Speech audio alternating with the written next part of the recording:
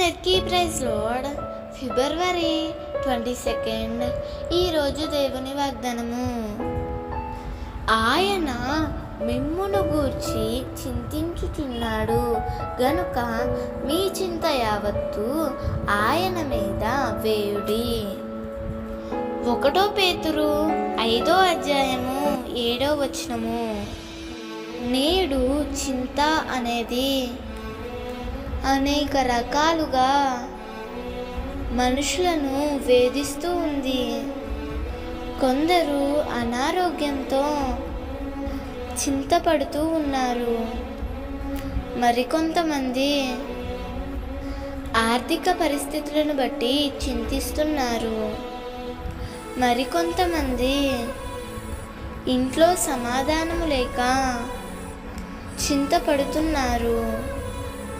ప్రియమిత్రమా, ప్రభువును సేవిస్తున్న నీవు ఇటువంటి సమస్యలు ఒకవేళ నిన్ను వేధిస్తూ ఉంటే వాటిని ప్రభు చెంత వేయుటకు ఇష్టపడు.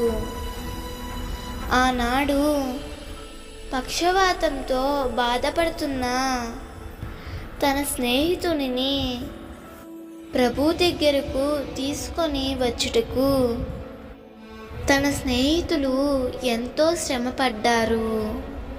ప్రభువు దగ్గరకు తీసుకొని వచ్చినప్పుడు ప్రభువు వారి విశ్వాసమును చూచి వారి స్నేహితునిని బాగు చేశాడు.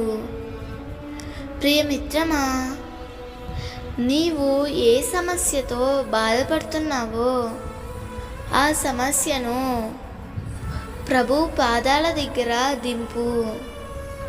తప్పకుండా ఆయన నీ పరిస్థితులను మార్చగలడు.